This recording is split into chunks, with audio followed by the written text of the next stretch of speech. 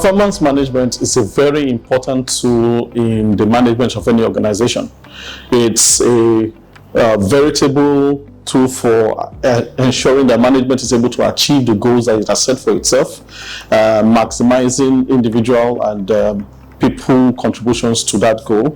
And it's also a tool for ensuring that the people who are helping the organization to move forward, to grow, are also able to benefit from doing so. They are also able to fulfill their own career aspirations. My name is Oluwakayode Alunge. I'm the GM Group Head of Human Resources for CFAS Group, and today I will be taking you through a session to explain to you what performance management really is all about, the fundamentals of performance management, and then we'll be bringing it home to our own experience in CFAS Group and how you are best suited to take advantage of the performance management platform to fulfill your goals as an individual and to contribute your quota to the organization.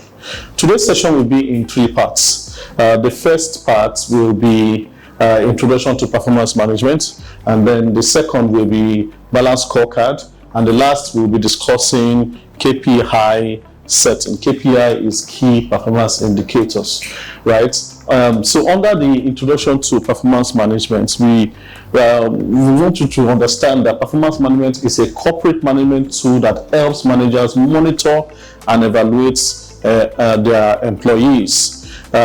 Secondly, it is, and this is my best definition of performance management. It says that it is an interactive process of goal setting, communication, observation, and evaluation. And the purpose of the whole performance management platform is to support, to retain, to develop, and to develop exceptional employees for organizational success. Now look at the connection between the employees and the organization in that definition, and that's why I've chosen it as my best definition. Number one, that it is an interactive tool. It's not just from one person. It's not a one-way tool. It's a two-way tool, such that the superior or the supervisor is communicating to the subordinate what is expected to be done, and the subordinate is expressing his understanding of that goal that has been expressed by the superior. And then that communication process is going on.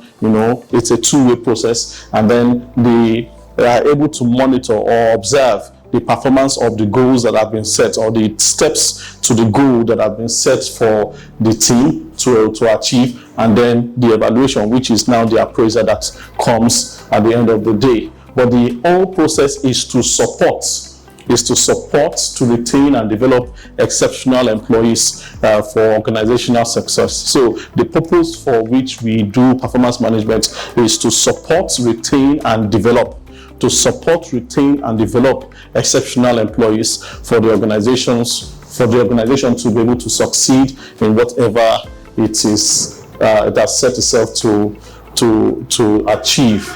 Now, it's also a systematic process for improving organizational performance by developing performance of individuals and teams. So that third definition shows us more that there is a connection. There must be a link between individual performance and the organization's performance. Without that link, a performance management system is said to be leaky and ineffective.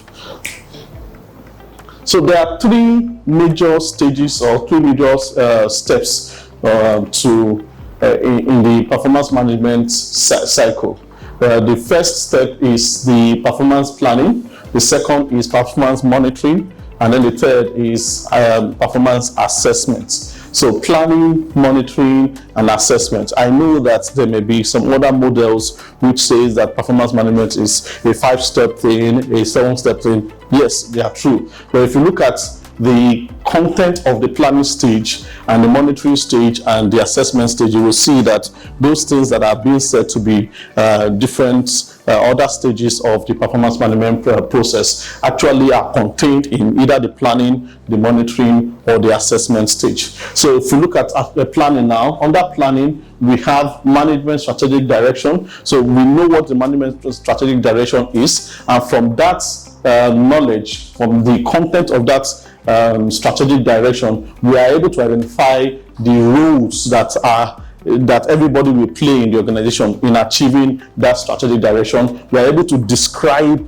the jobs that each person, the different activities that each person is responsible for delivering. We are able to now use what we call the balance scorecard.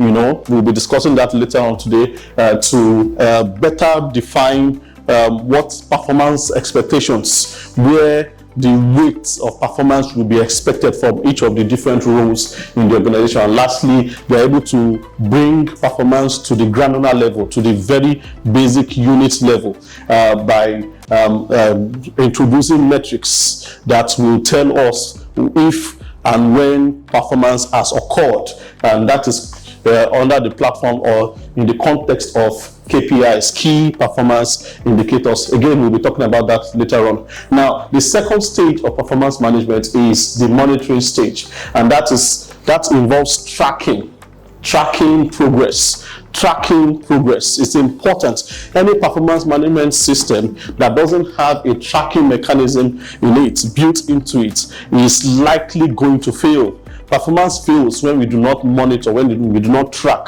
what is expected from each of the different roles and individuals that are involved in the performance management system. So tracking progress through periodic reviews of KPIs, conducting monthly KPI, monthly performance reviews, that's MPRs, or quarterly performance reviews, and then automating the entire system so that at the push of a button, every individual in the organization actually knows what his performance level is on a daily basis. So he doesn't need to wait until the end of the month, the end of the quarter, or the end of the year before he knows what his performance level is at any point in time.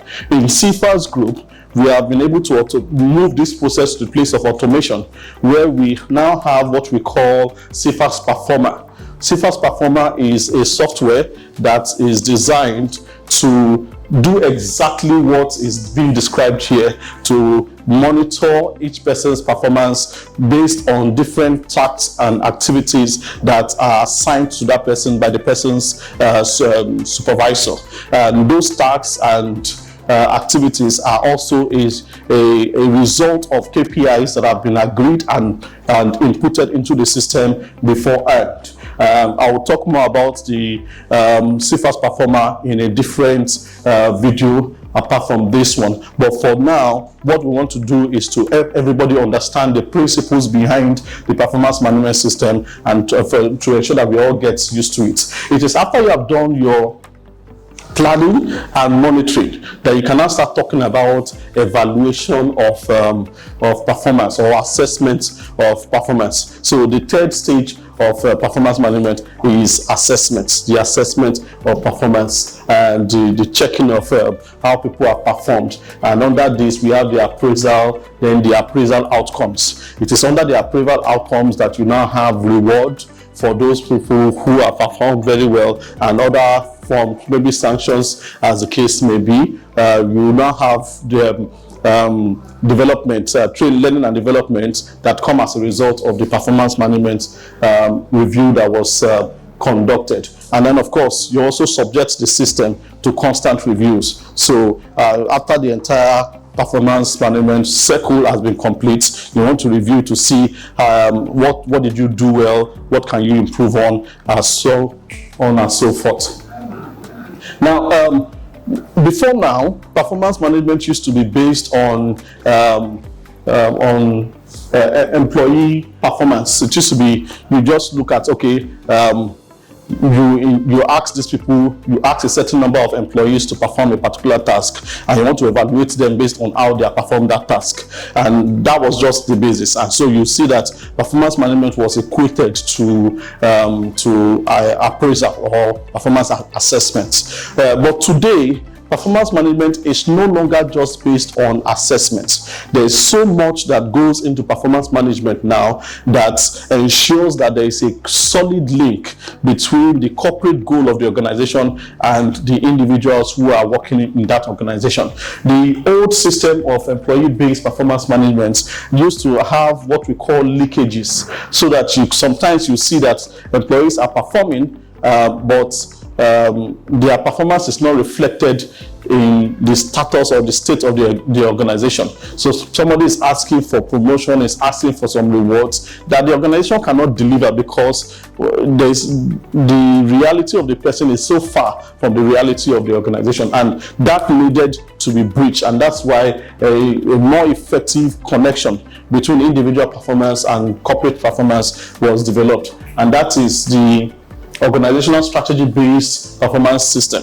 Now, one other difference between the organizational strategy-based or the strategy-based performance management system and the employee performance-based performance management system is the fact that in most employee performance-based performance management system, you have the job description as the basis of the performance appraisal. So people just sit down with individuals' job description, and then from there they develop what the appraisal will be on. You know, okay, you were asked to move 15 boxes. Did you move 15 boxes? You were asked to make 5 million naira. Did you make 5 million naira? That is good, but it is not effective enough in the sense that it is prone to wastages. Leakages, performance leakages. Now, it has been shown that there is a need to connect individual performance to what the organization's goal is at any given point in time. Where is the organization going now? What direction is the organization headed to? And it is on the basis of the goal or the targets or the focus of the organization that you are now developing the performance expectation for each individual. So where is the organization going to, and then what role do you play as an employee of the organization in ensuring that the organization is able to get there? And that is the basis of the performance appraisal, the performance management that we are talking about. It's called strategic performance management. So that the performance management today is tied to strategy. It's not apart from strategy, it is tied to strategy. Where strategy goes is where performance management goes in today's world. And so you see that performance management takes on a new meaning when it is brought up in the context of organizational strategy. It strictly refers to performance related to execution of organizational strategy rather than employees' job description. So you want to look at, okay, how are you executing the strategy that the organization has set for itself? And then what expectation is, what role are you to play in that execution? And then are you playing that role? What will tell us, how do we know that you are succeeding in playing that role? That is the core of what performance management is today. And so you have the base of performance management today is strategic goals. That's the base of performance management today. So you want to reduce, or you want to break down the different strategic goals of the organization into the performance expectation for each role in the organization, for each employee of the organization. Strategic goals are goals created to identify the intended accomplishment of a business strategy. So you see that the focus is the business, is the organization. The focus is where the organization is going to. It is set to achieve set outcomes of business efforts. The strategic goals are the specific financial and non-financial objective and results a company aims to achieve in a specific period of time, usually in the context of 3 or 4 or 5 years. But you can break that down further into the individual contribution to that strategic goal, and that can be either on a yearly basis or on a 6 months basis. In the context of CFAX, of course, our performance cycle is 1 year. So the strategic goal of CFAX Group today is what is broken down into the different departments, and then for the departments is broken down into the different units, the different individuals, and so on and so forth. The strategic goals are goals created to identify. Okay, I think we've gone through this before. Let's move on. Yeah, so this is the broad view of metrics and performance terminologies that we'll be using at one point or the other. In order to understand performance management properly, we will be defining some key terminologies that will help us in our understanding of the concept. So the first of those terminologies is metrics. And metrics are measures of quantitative assessment commonly used for assessing, comparing, and tracking performance or production. They are measures of quantitative assessments that we use to track, to measure, and to ensure that, and to assess, and to ensure that we are able to be on top of performance at any given point in time. So metrics are measures of quantitative assessments that organizations use to assess, compare, and track performance or production in the organization. The second terminology that we'll be discussing is mission or task. It is a specific task which a person or a group is charged to deliver on. Now that group, it may be a specific challenge that the organization wants to deal with, and then it sets up a committee to deal with that, or it assigns it to a particular individual to take care of or to deliver on that particular assignment. So a specific task which a person or a group is charged to deliver on. Now this is a very big one. The next one is a very big one, and that is key performance indicators, KPI. Very important in our discussion, and there are several definitions of KPI. We have 3 of them to go through now that I want you to pay attention to. The first is that KPI is a measurable value that demonstrates how effectively. Please pay attention to the words how effectively. So we are not just talking about delivery, we are talking about the level of delivery, right? And that's what KPI allows us to do. Not just talk about delivery, but delivery to a certain level. So how effectively a company is achieving key business objectives. So it's the focus of a KPI is to help you measure level of success in important areas of the organization.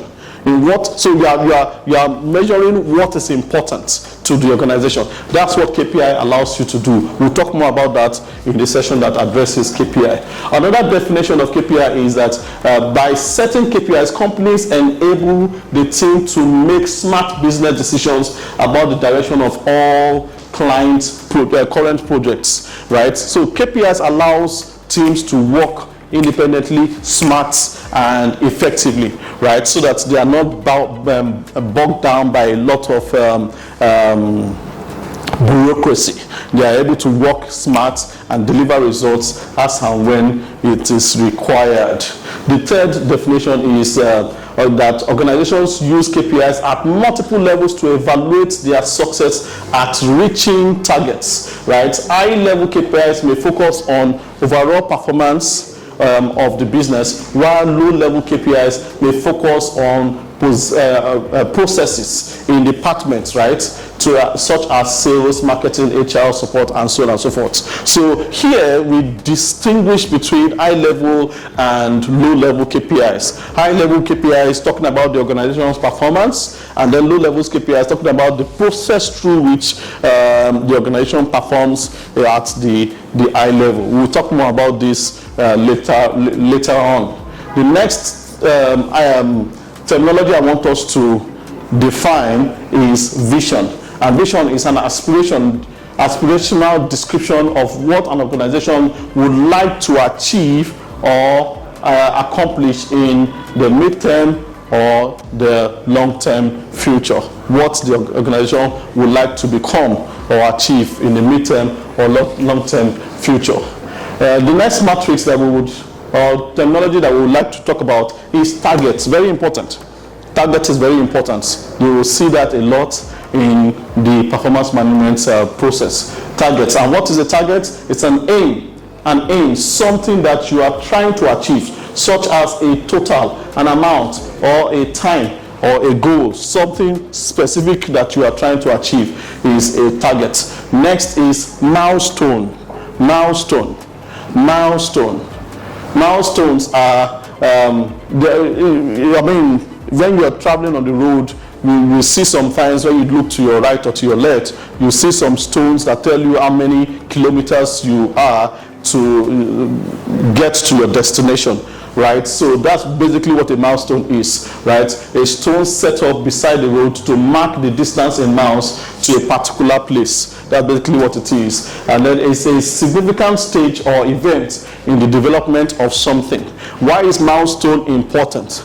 Milestone will be used in our performance management system when we are talking about monitoring performance, monitoring the performance of our KPIs. We will talk about them more in the context of leading indicators. Yes, so milestone, when we are traveling on the road, sometimes you see along the road, you see different stones painted. I think it's usually green and white or something, and then they write 50 kilometers to Ibadan, or 50 kilometers to 100 kilometers to Abuja, and as the case may be. So that's basically what a milestone is. It allows you to be able to track your progress, different milestones that allows you to check how far you have gone compared to where you are going to.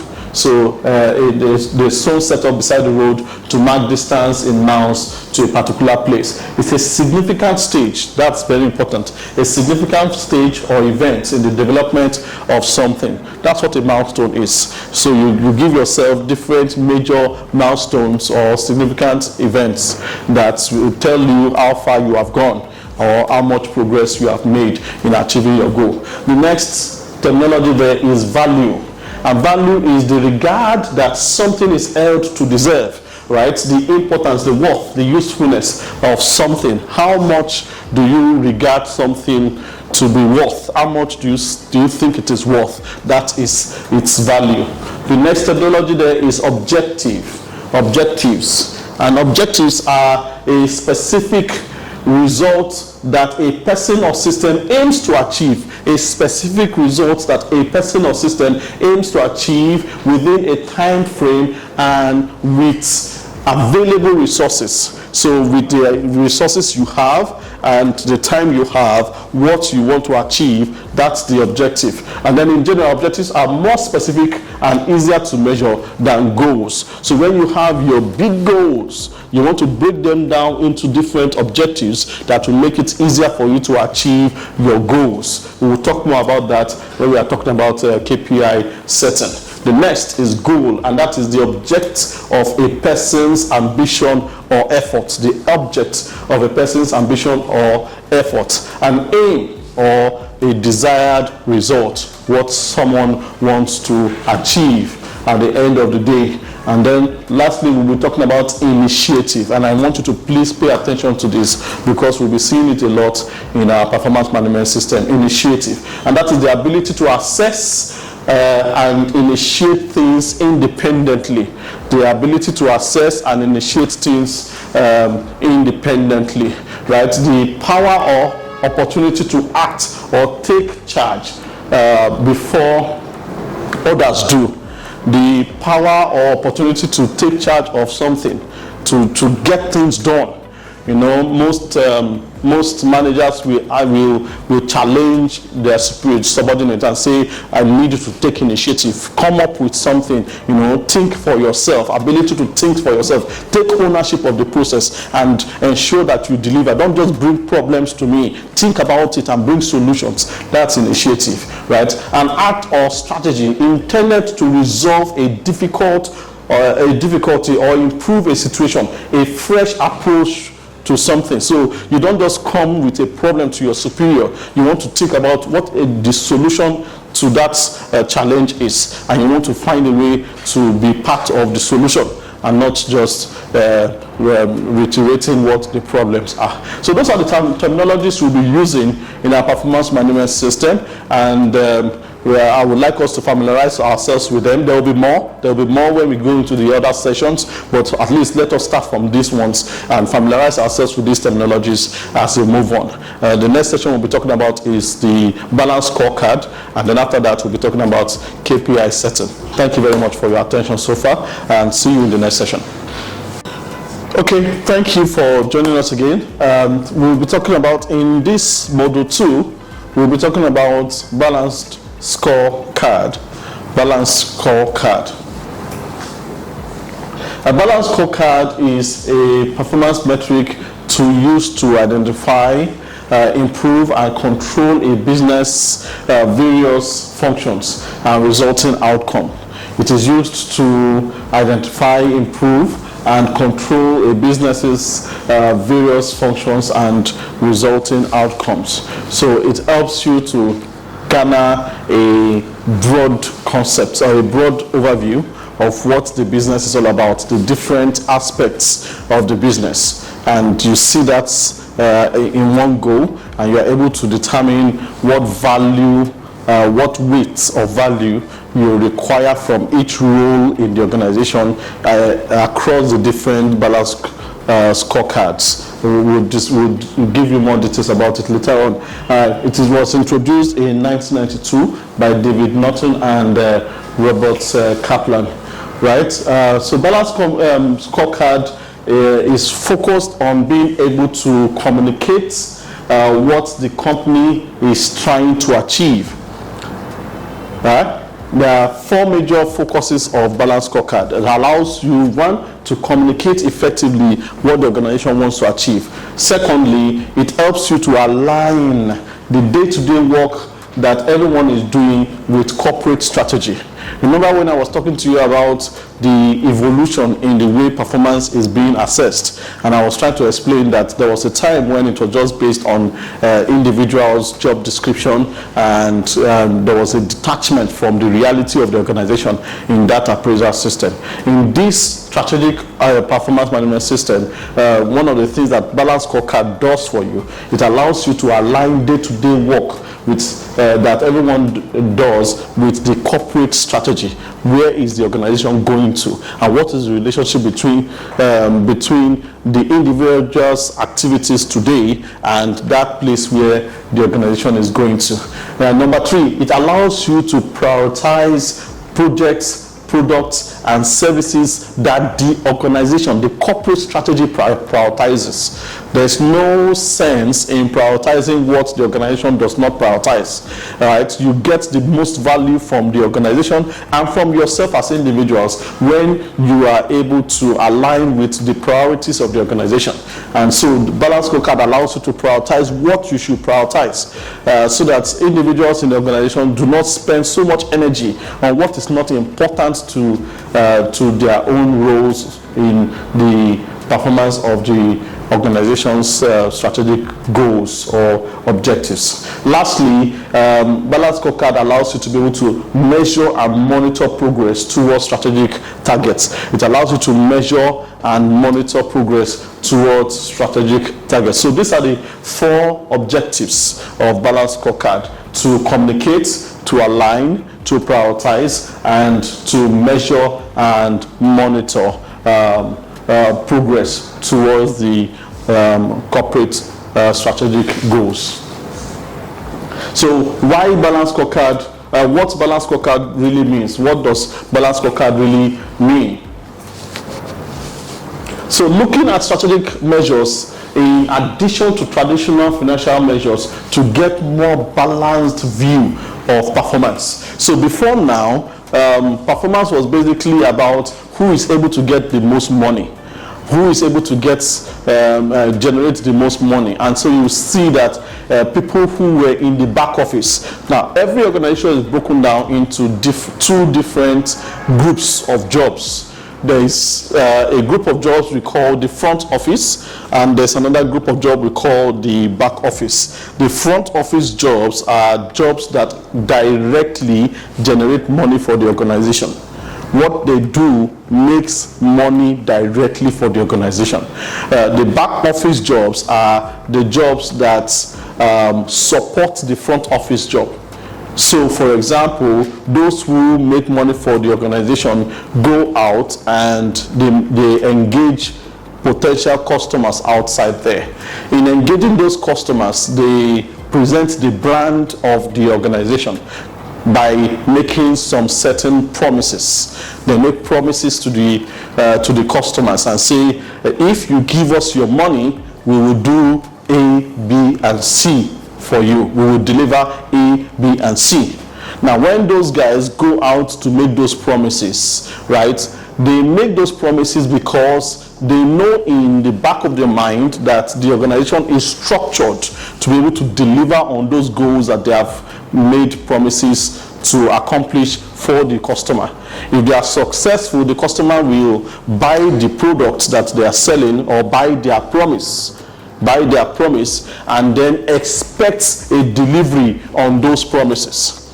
Now, when those people who go out to make those promises come back to the organization, they come to meet the structure or the system that is set up to deliver on that promise. Most times, the people who make the promises are not the ones who will deliver on the promise for big organizations. If it's a one-man business that's just a startup, it may be the same person. But I'm talking about a standardized organization, right? The people who go to make those promises are not the ones who deliver on the promise, right? So they bring those commitments that they have made to the customers to the back office. The back office guys now come together in operations, in finance, in production, as the case may be. They come together to put in place a system that actually delivers on the promise that the front office people made to the customers. So at the end of the day, the customers get what they were promised. They only get to see the front office guy. It is the front office guy that initiated the process that allowed the back office guys to be able to deliver on the promise, but everybody leaves satisfied and happy. Now the question is, who delivered on that job? Is it the front office guy who made the promises, or the back office guys who put together the system that actually made the delivery possible? And the simple answer is that everybody did. The front office person is the one who actually made the promises and told the customers that this is possible for you to enjoy. And then after making those promises and bringing those promises back home, is able to work with the other guys, communicate effectively what the customer needed, right? Without this effective communication, we will not get the specification of the customers right. And because he was able to communicate effectively, they got it right and they were able to deliver on the product. Everybody is important. And so what Balance Scorecard allows us to do is to ensure that we are able to balance the view of performance across board. Everybody in the organization, their contribution to the process of delivery, we are able to identify it, we are able to prioritize it in the context of their own contribution, and then we are able to give it the right measure that will show that they are performing. So it is not only the front office person who the customer sees, who actually collects the money from the customer, that is identified as a performer, but everybody is identified as a performer, because we know that for the front office to perform, the back office must be supporting them effectively. And for the back office to have something to support, the front office must be making new deals, new customers, new opportunities, scoring new goals, and pitching more businesses that will create more business opportunities that the back office can now deliver on. So everybody is important, and Balance Scorecard is the best system so far that helps everybody to identify how their own contribution is coming together to make the organization progress. So it's an holistic system for managing strategy, and then it connects the dots between the various components of a strategic planning and management. Let's go. So what does that mean? It means that there will be a visible connection between the projects. This is important.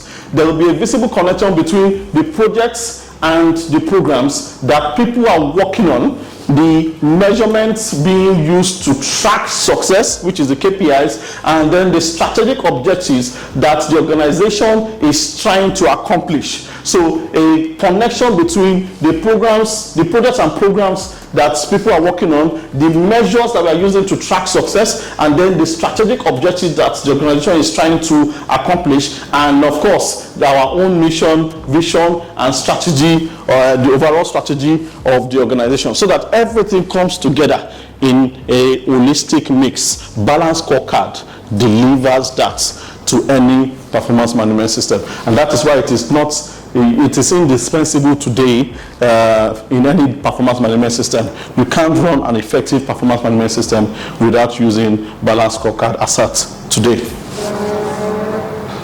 So let me introduce balanced scorecard to you more effectively. There are 4 aspects of balanced scorecard. The first aspect of balanced scorecard is the financial aspect. The second aspect of balanced scorecard is the customer service aspect.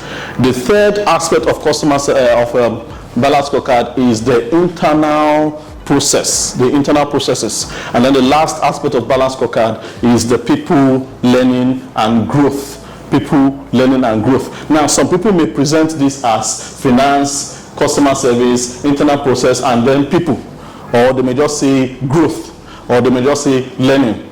I prefer that we identify the people and we pay attention to their learning and ensure that those people actually grow in the system. And that's why we have spelled it out: people, learning, and growth. So let's talk about the financial aspects of balanced scorecard. The financial aspect of balanced scorecard in the KPIs, because the next session we'll be taking after this is KPI setting, and I just want us to begin to get used to the concept of KPI setting, and as we begin to move to that aspect, because that is where we are going to from here. Is what typical way of looking at your financial objectives would be to think of your recent past financial state, your present state, and then your future state. So you want to look at when setting financial goals for the organization, you want to look at where you are presently financially and where you were before, and then where you want to get to. I will explain that more when we get to the KPI setting. But in most KPIs, in most performance management systems, when you want to set a KPI, when you want to set financial KPIs, you will be talking. When the key performance indicators for finances is usually starting with anything profit or revenue or cost. Those are the things you play with when you are talking KPIs for financial aspects of the balanced scorecard. You are either talking profits or talking revenue or talking costs in the determination of the KPIs for any financial aspects of any role in any organization. That's what it is usually centered on. You will understand better when we get to the KPI settings. Let's go.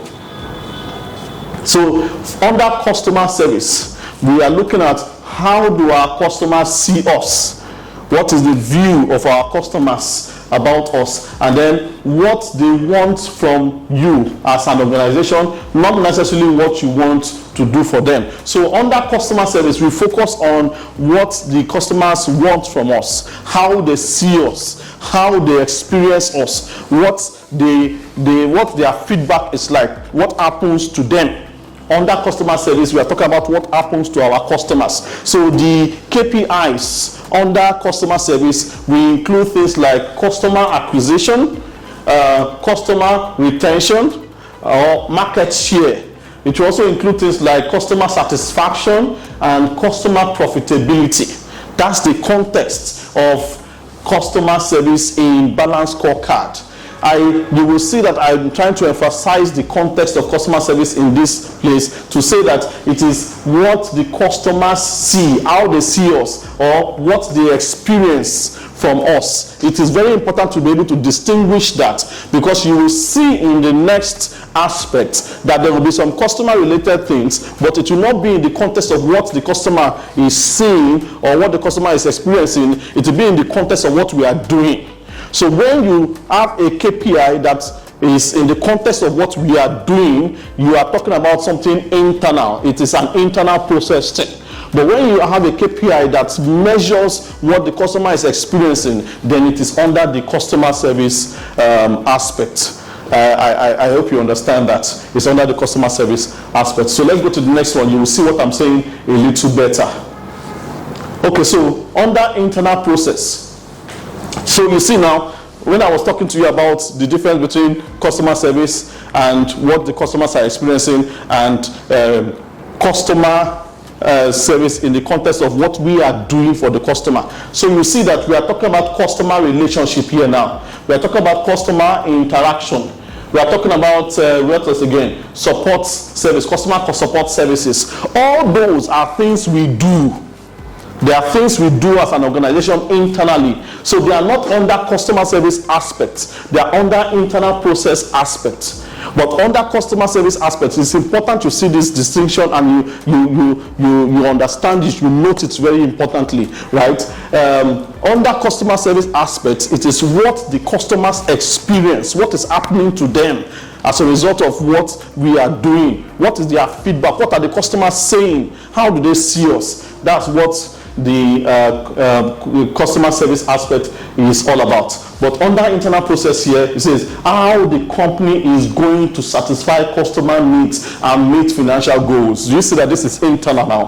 How are we going to satisfy customer needs and meet financial goals? We determine how well the business is running. The internal process of an organization determines how well the business is running. Two organizations may have the same level of resources, the same, they may start at the same time, and so on and so forth. But there are no two organizations that have exactly the same internal process. The internal process of an organization is what determines its success. So you will see that a system or an organization that has a better, more efficient, more effective internal process will always outperform an organization with a very poor internal process. And that is why internal process is very important. That is why back office is very important. Very, very important, because you are only as successful as your internal process, right? Then under internal processes in balance scorecard, KPIs under internal process in balance scorecard, they include things like, they're not limited to this, but they include things like service and production process, customer relationship, management systems, support services, customer interaction, operation efficiency or cycle, quality, time, etc. Again, focusing on our efforts, the efforts we make to deliver on customer promises or customer expectation, all that falls under internal process. This is a very important aspect of balance scorecard. Let's go on. And then people learning and growth. Everything you are doing, it is human beings that are doing them. Yeah, so this is people learning and growth now. Remember, we have already talked about financial aspect. We've talked about the customer service aspect. I said it is the view of customers about us. You know, very important to understand that. And then we talked about internal process, what is going on inside of the organization, what we are doing to satisfy customers. And then now we are talking about people learning and growth. People learning and growth, or people can also call it organizational capacity. You know, how our people are being developed to be able to deliver on the company's objectives. So in this context, we'll be talking about intangible aspects of business, you know, the skill of our team and our culture, the culture of the organization. You know, what is the culture of the organization? How is the culture of the organization fitting in to the company's objective? How does the culture help the organization to achieve its goals? How does the culture support the organization, to achieve its goal? That's what we are talking about under people learning and growth. How well our people perform, their skills, their training, the company's culture, the leadership and knowledge base, right? We are talking about infrastructure and the technology that we have internally that supports the work that we do as an organization. The people learning and growth tends to be the area where most investment takes place. So you see that this is where you need to put a lot of investments so that people are able to perform and do what the company needs to be done. Then how we can improve and create value. If you are going to improve and create value for the organization, you also need to make sure that you are investing effectively in your people, because your people make the other aspects of the organization to progress. So under the people learning and growth in the balanced scorecard, the KPIs under it are the skill improvement. How much skill improvement has taken place, the culture alignment. Are the people aligned to the culture? So what management says the culture is, for example, management says that we are professionals. One of the core values is professionalism. So are people actually professional? Do people do things professionally, right? So the level of alignment to our culture, right? Then employee engagement. How well do people know what they are supposed to do? How much do they feel appreciated for what they do? How do they see that their own interest is embedded in the interest of the organization? Do they see their future in the organization? That's the employee engagement, right? Then team alignment, the various teams. Do they, within those teams, how effectively do they synergize, to work together? And then when you talk about different teams, how do those different teams, operate together, synergize together, coordinate together, or are they operating as silos? Team alignment. And then capacity development. Do we do training? How well do we do training? What kind of trainings do we do? And what is the impact? Do we measure the impact of the trainings that we have done in time past on the individuals who went for the training? So those are the KPIs under people learning and growth.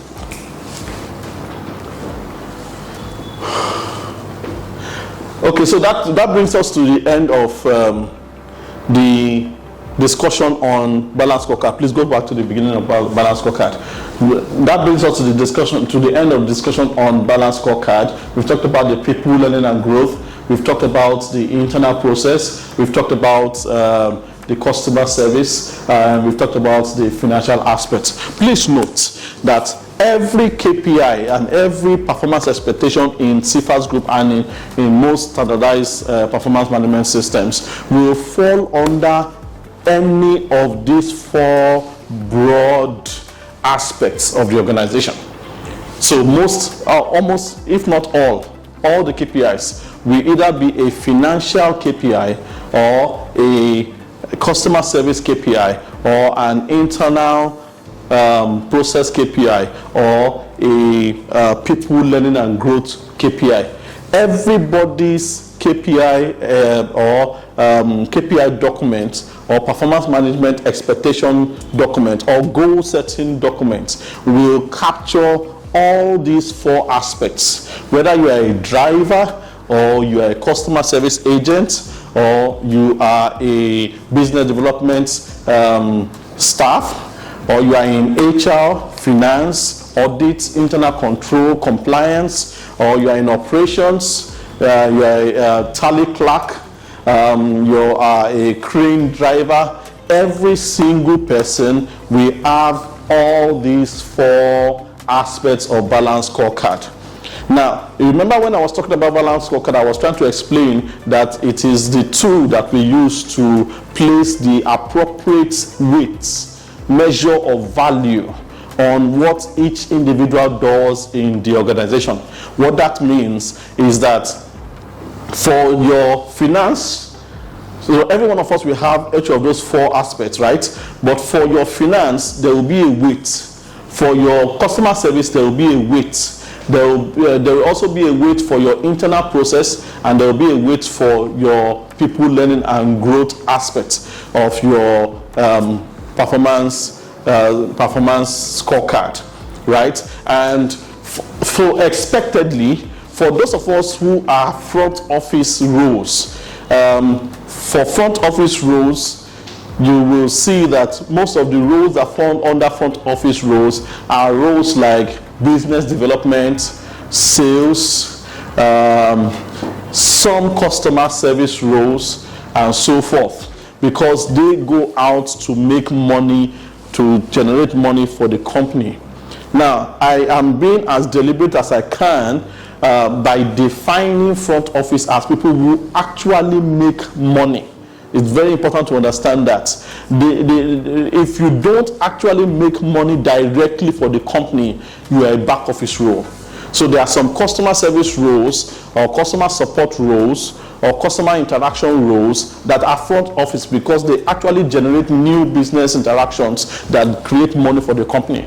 But there are also some customer service roles, some customer engagement roles that don't actually generate new money for the organization or new business for the organization. Those roles are back office.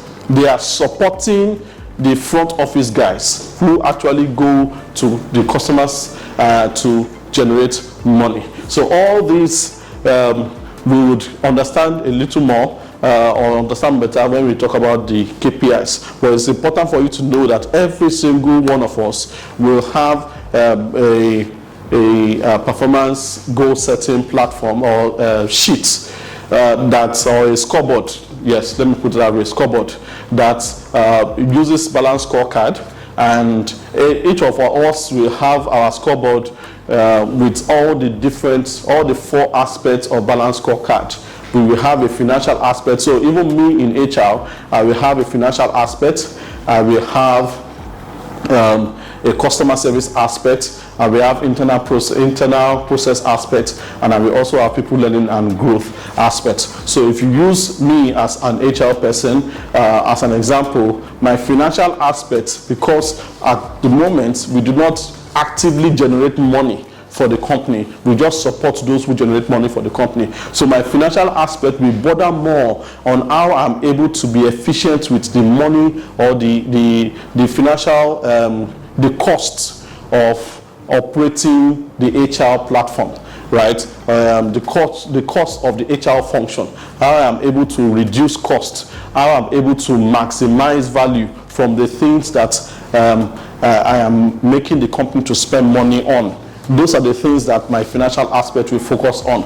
My customer service aspect will focus on my internal customers, because every one of you are my customers, right? Every staff of CFAS Group is my customer, right? So you are the ones that I serve as customers, right? So my service to you as employees of CFAS Group will be measured in the context of my own customer service. And remember that I was telling you that under customer service is in the context of how the customer sees you, what the customer feels about you, and that will be the context of measuring my own customer service aspect here. My internal customer service, how they see HR, what they think about HR, what they experience about HR, their feedback about their experience about HR. That's what it's going to be about. Then internal process, the different aspects of HR, the different internal process of HR, payroll process, loan processing process, attendance management process, policy management process, recruitment process, resumption process, onboarding process,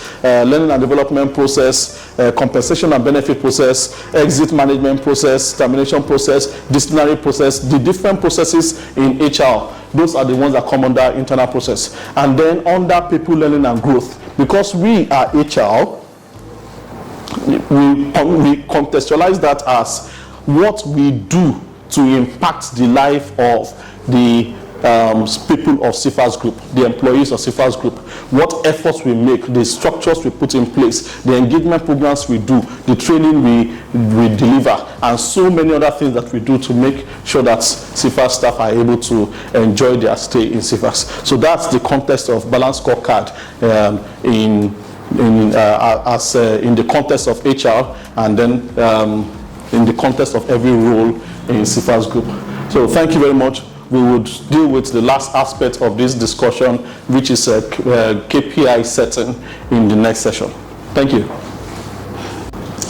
So thank you for being with me so far. It's been a great journey, and I've enjoyed every bit of making this presentation to you.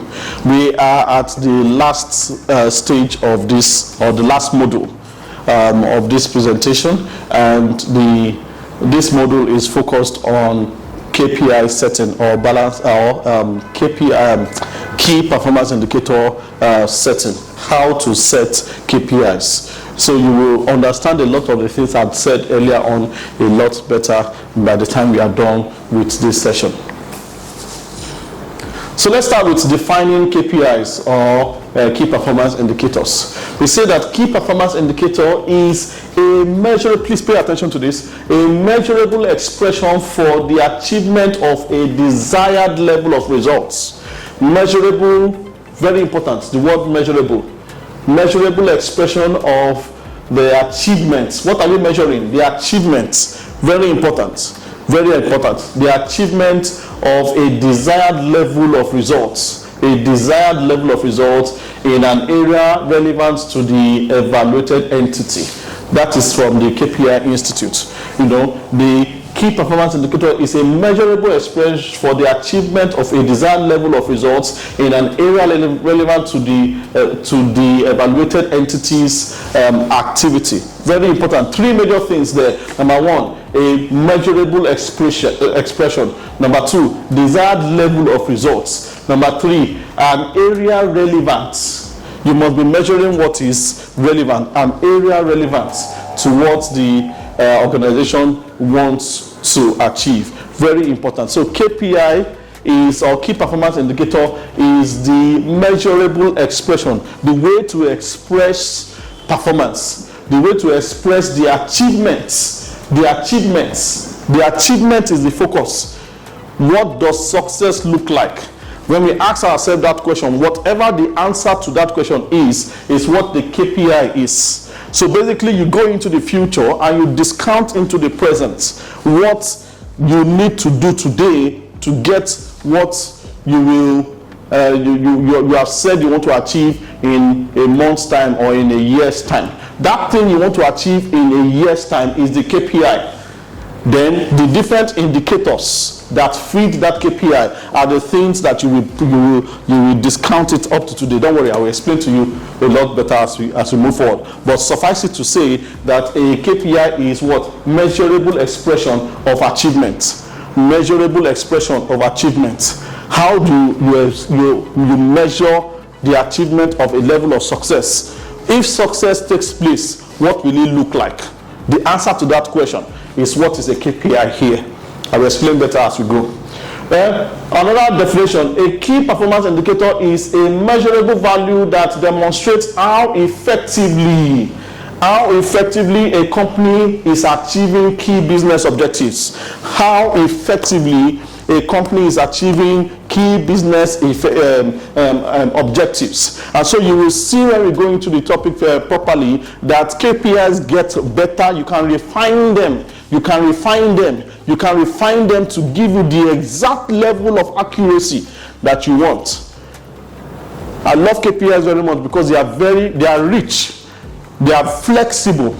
You can continue to improve them as the case may be, based on what you want to achieve as an organization. And then lastly, key performance indicators are the critical key indicators of progress towards an intended result. The critical key indicators of progress towards an intended result. So they also tell you the progress that you have made. From all that we have said now, I want you to imagine a factory or a production system.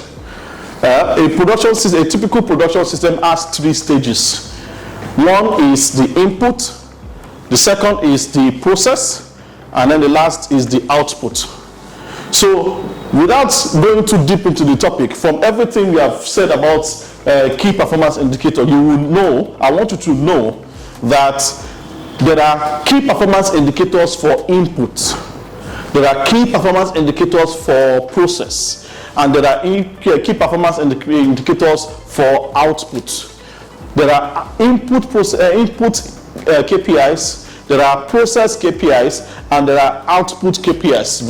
That's very important for you to know. So your role or your job may be an input job, right? Your job may be an input job. Your own job is to be bringing the inputs. Input is what you put into the system, right? The process is, how the input is being worked upon to produce a desired end. And then the output is the end itself. So you have KPIs for every one of those processes. There are more KPIs than that, but let me just stop there for now so that I don't complicate things for us. Okay, please go back to KPI. Go back to KPI. Now, my own definition for KPI it's not on the board now, but it's my own personal definition for KPI. And I say that KPI is the smallest unit for measuring work. KPI is the smallest unit for measuring work. Oh, sorry, no, that's not correct. KPI is the smallest unit for measuring performance. Thank you. Not just work, but performance. Is the smallest unit for measuring performance, for measuring success, the smallest units. And you can build on it, you can expatiate it, you can expand it, you can increase it, you can develop it. But the very basic units for measuring success or performance is what I personally call KPI. So let's go. Benefits of well-written KPIs. It's important to be clear. Clarity is the food of champions. If you are clear to your team members and to your superiors, it makes working together more effective and makes the organization achieve its goals faster and more efficiently. So, benefits of well-written KPIs. There are 5 benefits that we want to identify today of well-written KPIs. Number 1 is that it provides clarity on what needs to be done. Everybody in the team is clear what is important. People are not defining what is important in different ways. A KPI allows you to be clear on exactly what is important. You also know, of course, from knowing what is important, you also automatically know what is not important. So everybody is able to, focus their effort into what is actually important, what will deliver the most results of value to the organization. Secondly, it helps to give focus to daily work performance. It helps everybody know exactly what is expected of them on a daily basis.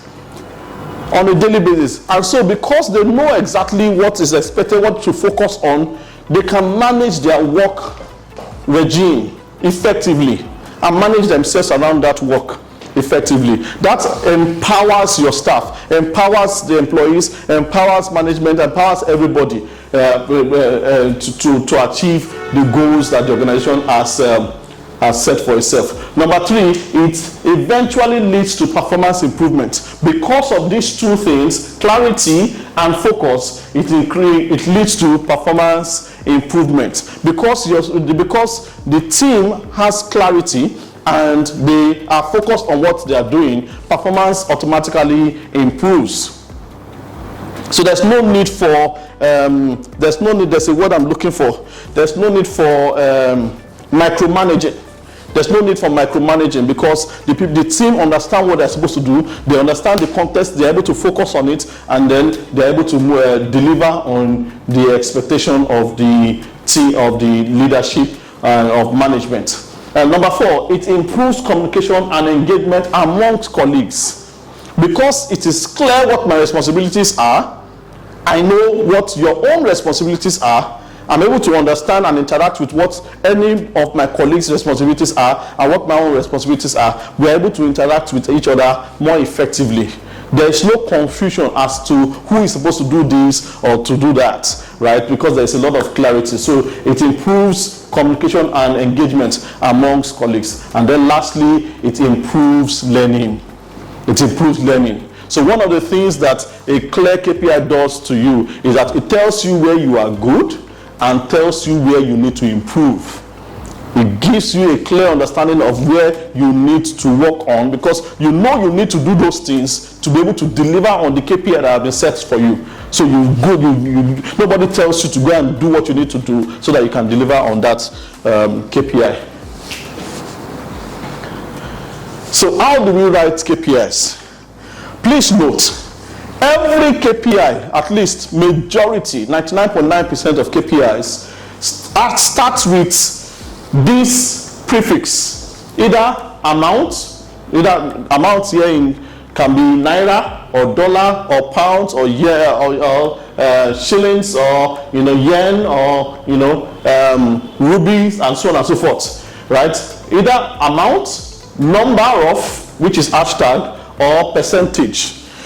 Every KPI starts with either of these three: an amount, which is naira, or a number of, or a percentage of. You will see every KPI starting with that, right? You may have a general name for the KPI, but when you look at the formula for the KPI, they always start with this, except in very, very rare cases, which most of them are not at our level right now. So yes, these are the things. So when you want to write a KPI, know that most KPIs start with those three prefixes. Let's go. So how do we group KPIs? What are the different kinds of KPIs that exist? Now this is very important. It's important that you understand this so that you too will be able to interact with and come up with different KPIs for challenges that you may have on the job, right? So let's look at it. So we have three groupings or categories of KPI, right? The first is effective and efficient KPIs. The second is leading and lagging KPIs. The third is quantitative and qualitative KPIs. Effective and efficient KPIs. Okay, please go back. Okay, so effective and efficient KPIs. Let me explain effective and efficient KPIs to you, right?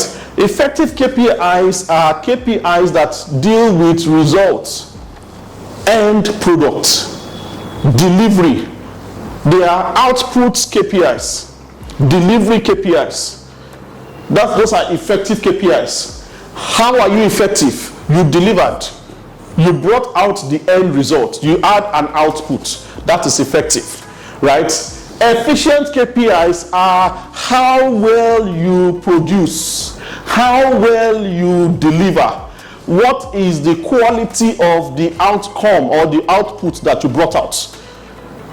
When you start talking about the level, the quality, the time, the efficiency, the loudness, the quietness, the color of your output, then you are talking efficiency.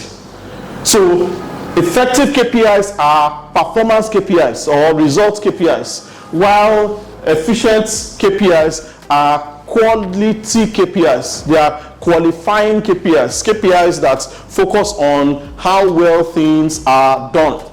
So effective KPI tells you that you did it, and efficient KPIs tells you how well you did it, how soon you did it, whether you did it late or you did it early, and so on and so forth. It qualifies what you have done. And that takes me to the second. No, let me take the third first, because it's also related to effective. Let me take the third, and that is qualitative and quantitative KPIs.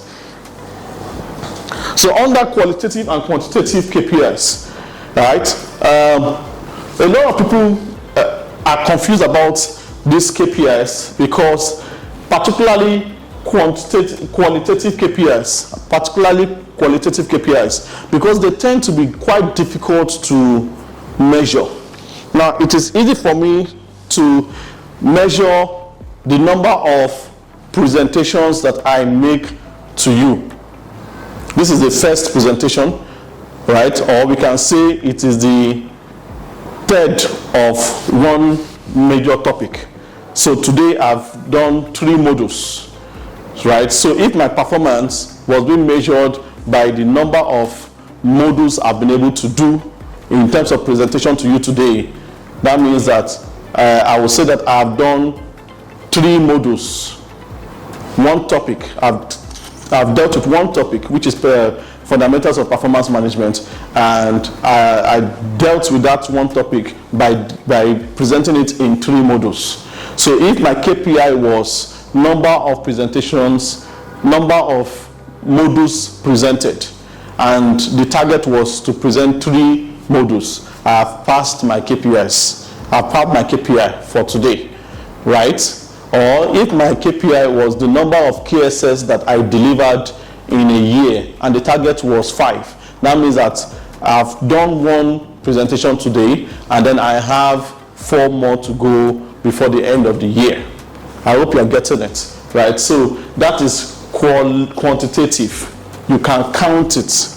Let me use another example. Somebody is a salesperson is employed and is asked to deliver 12 billion by the end of the year. He was recruited in December and asked to deliver for the next year 12 billion by the end of the next year. So at the end of the next year, the December 2025, they measured his performance and he had actually made 15 billion.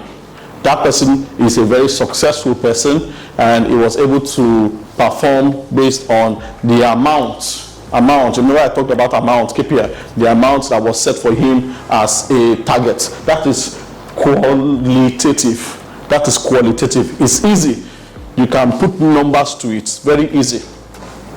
But how about when I ask you to give me a performance based on number of beautiful ladies at work, and I said I want to I need you to deliver 15 beautiful ladies. How do you measure that? Or you want to measure the performance of a driver and you say you want to measure how well the driver drives, or his competency in driving, or his ability to keep confidential information. How do you measure that? How do you measure punctuality? How do you measure competency? How do you measure humility? Well, you go to your core values. Our core values are pick it, professionalism, integrity, care, innovation, and teamwork. How do you measure teamwork? How do you measure care? How do you measure professionalism? How do you measure integrity? These are values, right? So it can be challenging measuring them. The simple way to do it, don't allow yourself to get confused. It's quite simple. There's nothing complicated about it. The simple way to do it is to convert all qualitative KPIs to quantitative KPIs. What am I pointing at? Sorry, convert all qualitative KPIs to quantitative KPIs. Express all qualitative KPIs in quantitative ways. So for example, you want to measure care, how much a person cares. So you want to look at how many times people gave a feedback that he expressed care to them. Who are the people that he deals with? You want to do a survey, and in that survey you ask questions. Okay, maybe Kayode, myself, I've just delivered a service to a customer or to a staff, and then you go to the staff and you do a survey for the staff and say, how were you received by HR? What was HR's feedback to you? How did you feel when HR gave that feedback? Do you think that HR cares for you? So you give that survey to maybe 100 staff. Out of the 100 staff, maybe 70% of them says, yes, I feel that HR cares. 30% of them says, no, I don't think HR cares. You have a measure. You have a measure. Out of a survey of 100 staff, 70% of them think that HR cares for them. And 30% of them think that HR does not care for them. Or maybe it's the other way around. 70% of them feel that HR does not care for them, and 30% of them feel that HR cares for them. You have now brought that qualitative measurement, which is care, you have brought it into a quantitative context by doing a survey. Are you with me? You have converted the quantitative. You have converted the qualitative KPI into a quantitative KPI, but you have expressed. So you still maintain it as a qualitative KPI, but you are expressing it in the context of quantities. And that is how to deal with qualitative KPIs, how to express qualitative KPIs. I remember there was once a place I worked, and we were doing recruitment for the clients, and what they requested for was they wanted customer service that they called it Zenith Yellow. They said Zenith Yellow. They wanted Zenith Yellow ladies. Unfortunately for the recruiter, they didn't get to know that until the third attempt at filling the role. So they brought people together and they assessed them based on capacity to deliver customer service, and they thought they had the very best 10 people, and they sent them to them. The first batch, they sent 10 people, and 10 people were rejected. Second time, they sent 10 people, and 10 people were rejected. And then they now asked, what's going on? We rejected everybody, what's going on? They couldn't say it. It's not too easy to say that you want people with a certain type of complexion. And then in the informal communication, the clients told the account manager that what we want, you people are sending us people that are good. Yes, we don't mind people that are good, but we want people that are good who are Zenith Yellow. Zenith Yellow. So the recruiter went back to the market and sent an advert asking for people who are fair in complexion. And they got 10 Zenith Yellow, very good customer service people, and they sent the 10 of them to the client, and the client took every single one of them. Right? So Zenith Yellow is supposed to be a quality, but they're able to bring it down into quantities, express them in terms of quantities, and that's how you deal with qualitative KPIs. Then, very important, the second one here, leading and lagging KPIs. Leading and lagging KPIs are critical to monitoring. Without knowing what a leading KPI is and a lagging KPI is, you won't be able to monitor performance effectively. What is a leading KPI? A leading KPI is a KPI that measures the steps you take to be able to achieve a goal. A leading KPI is the steps, are KPIs that measure the steps you take to achieve a goal. A lagging KPI is that goal. The goal is the lagging KPI. The leading KPI is the steps, the objectives, the different activities you put in place to achieve the goal. The goal is the KPI. It is lagging because you won't expect the goal now. You will expect it at the end of the period where it will take for you to make effort to achieve that goal. So those are lagging indicators. Okay, so categories of KPIs. We have inputs. Remember I mentioned this earlier. We have input KPIs, measure things that you put into a process. We have process KPIs, that is the process, the things that we put together to make sure that result comes out. And then the output KPIs, those are the results that you get from your process. Now, these are not the only KPIs, there are other KPIs. So let us look at other KPIs. We also have outcome KPIs. Outcome KPIs. So after output, sometimes that is not the end of the story. Like we learned in primary school, production is not complete until it gets to the final consumer. So yes, you have an output, but the output is not an end in itself. It is an output for a purpose, right? So the immediate purposes is what we call the immediate outcomes. Then the end outcomes are the ones that are more distant. So we have outcome indicators. Outcome indicators are divided into two: immediate or intermediate outcomes, and then endpoint outcomes or end outcomes. These are outcomes that you get to talk about the next stage after output, right? Customer brand awareness, direct result of, say, marketing or communication output. So yes, you have done marketing, but you don't do marketing for marketing's sake, right?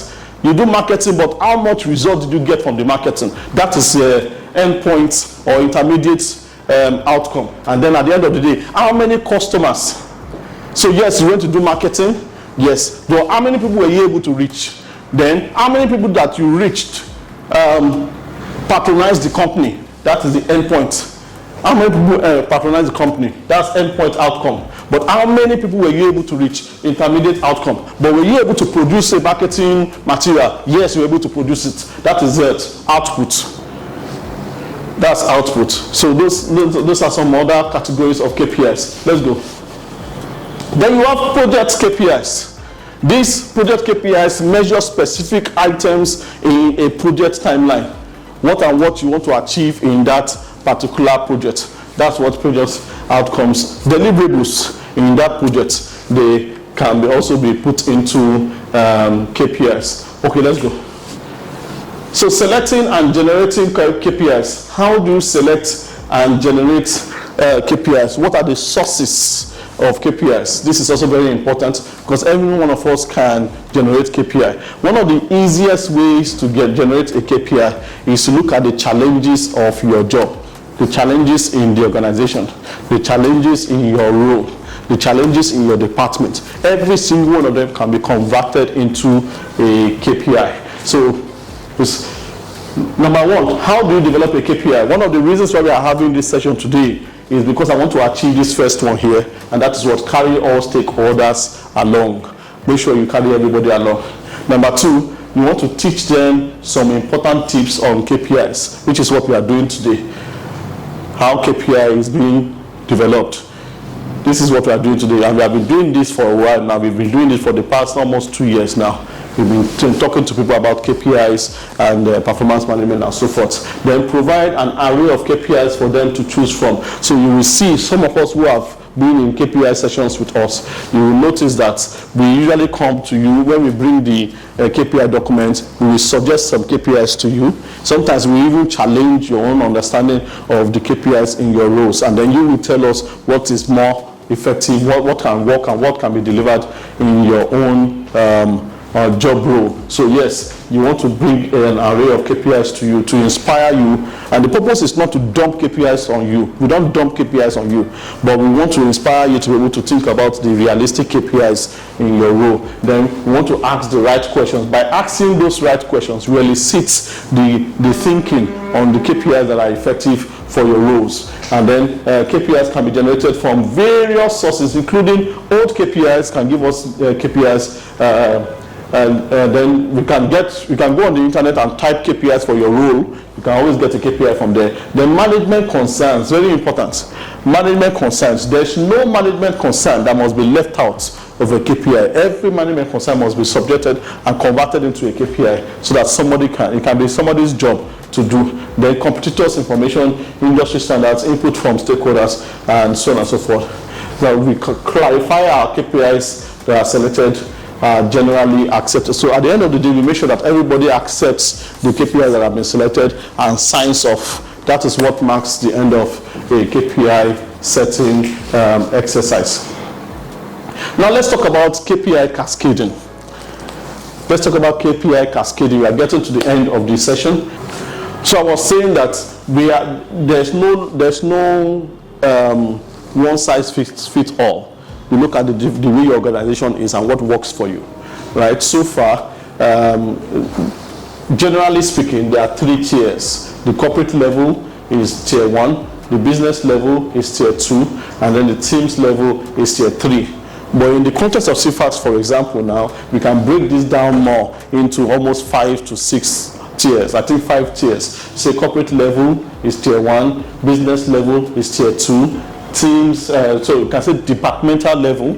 Departmental level is tier 3, then teams level is tier 4, and then individuals level is tier 5. So there's nothing limiting how many tiers you can have. Just make sure that it is broken down. There is a context. So you see the KPI that have been set for the very top corporate level is you can break it down into departmental, into the next level, the business unit level, to the teams level or departmental level, to the teams level, and then to the individual. It is possible to break all of them down in the context of what that person does. Let's go. So typically speaking, the corporate goal, the goal for the entire organization is carried by the most senior person in the organization. The most senior person carries the corporate goal. It's his job or our job to make sure that the organization is able to achieve what the corporate goal is. And so that person automatically takes that general corporate level, go to that corporate level KPI. It takes that responsibility for this corporate level KPI, right? Then the next, so the person who is the MD, for example, is able to, you now break that down into the EDs or executive directors. That's the business units. Or we also have subsidiaries, MDs and heads of businesses. That's the business units. You break that down. So they too, they will take that. So the head of those business units or the executive directors, they also take the tier 2 corporate goals. They take that as responsibility. So what those KPIs are, it becomes their own responsibility. Then after them, we say, okay, the departments. So you cascade it again to the department. So what is relevant to the very corporate level, the group level goal is to say, you can say, for example, financially, is to generate revenue for all the subsidiaries. That's, for example, is to generate revenue for all the subsidiaries. But for the MD of one of our subsidiaries, say Port and Cargo, you can't say that the responsibility of the MD for Port and Cargo is to generate revenue for all the subsidiaries. No, it will be to generate revenue for what? For Port and Cargo. So that is the business level. He is focused on his own business. Is the focus on his own business. That's the business level KPI. And of course, in Port and Cargo, there are executive directors, there are members of teams, and so on and so forth. We can break that down further. So basically, that is what KPI cascading is. You can break this down to the level of a driver, the context of a driver. You continue to break it down in the context of what contribution that role makes to the overall goal. And you begin to answer that question. You ask yourself the question, what interaction, what responsibility do you have to support the achievement of the corporate goal? When you answer that question, you will see the place where each one of those members of the team have a place where they contribute to the overall goal. Let's go. So in cascading balance scorecard from one tier to the other, the following can be considered. Number one, move the same objective from one tier to another. So you are moving the same objective from one tier to the other as it applies. Sometimes it may not apply and you will need to change the objective to be able to achieve that. For example, in HR, one of our responsibilities is to make sure we generate or we recover as much money from ITF as possible. So it appears as though it is a revenue generation objective or activity. So when it comes to measuring performance of HR in the context of revenue generation, the objective is the percentage of ITF money recovered, right? So what you are calling revenue generation, because you can't call it completely revenue generation, it is based on our contribution that we now get money back. So what you are calling, so in the context of HR, it is ITF money recovered. That's what you are looking at. So you may not call it revenue generation, but it plays that role in the context of HR. So you need to look at the context of the departments or the units that you're dealing with to know if it is possible to move the objective. So, but most times it's usually possible. So you move the objective from one tier to the other, so that whatever you are doing is able to achieve the objective that is set previously. Then number 2, develop objectives that support a higher tier objective. So where it is not possible to move the objective from the higher tier to the lower tier, you need to develop the objective in the lower tier that supports the higher tier's objective, like the one I just gave you now as an example. Money generated from, or money recovered from ITF in HR. It supports the revenue generating objective of management, right? So that's the context of that particular tier or that particular role. Then number 3, create a specific objective for the tier, for every tier. So you need to look at, first of all, bringing down the objective of the higher tier. Then you now need to look at what is the context of this lower tier and how can they achieve the objective that is set for or contribute to the achievement of the higher tier objective. And then you now look at, okay, what is the specific KPI or objective that actually works for them? How should you name it in such a way that it makes sense to their own context, so that you are not giving a context that is not applicable in, say, the financial sector to maybe Sky Capital. So you are reducing it to the context of that particular subsidiary or that particular tier of the business. And I trust that you understand what I just explained there. But of course, in our interactions, we continue to explain this so that we can understand it better. So how do you cascade? You take the objective first from the first tier, and then you compare it to the context of work in the second tier, and then you use that to generate their own specific objective. That objective may be the same as the higher tier's own, or it may be different. But the most important thing is that it must not change the context of that higher tier's objective. It must not change the meaning. It must not change the essence or the value that is desired to be achieved in the higher tier. It may now contextualize it to what is happening in the lower tier, but it must not change the meaning. It must not change the meaning. Okay, next.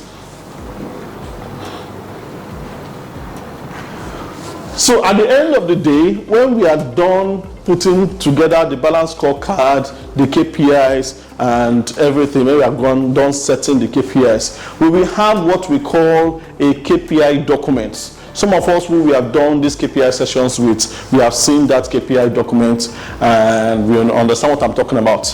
But a KPI document will have all of these things written in it. Number 1, it will have, please note that a KPI document is not a statement. It must be supported with certain important information for it to be effectively used as a performance indicator. And then where critical information about KPI is not available and its documentation, there could be challenge to the use of that KPI. So those are principles of a KPI document. But every KPI document will have at least all of these 10 aspects or these 10 items. Number 1, it must have a name, KPI name, the name of the KPI. Number 2, it must have an owner. Somebody must own that KPI. When you say owner, okay, yes, let me explain this. It is not somebody like, maybe like Kayode Alonge that will own the KPI. It is the role, the group head of human resources that will own the KPI. The owner of the KPI is the group head of human resources, but the incumbent today of the group head of human resources role is Oluwakayode Alonge, right? So yes, I am the incumbent, but the role, the KPI is for that role, so that if tomorrow somebody else is the group head of human resources, he inherits that KPI automatically.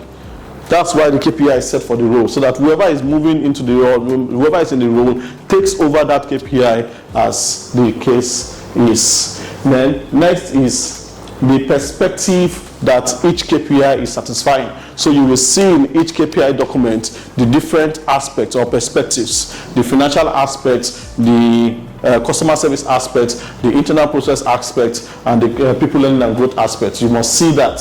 Then the next is the KPIs that it is measuring. You will state the KPIs there. Then, of course, you also have the targets that it is measuring. Okay, there's something missing here, and that is the objective. The objective.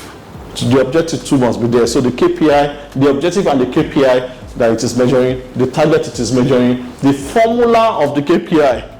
The formula of the KPI, how is it expressed? So you will see it's there. Then the frequency of use, how many times do you require that KPI?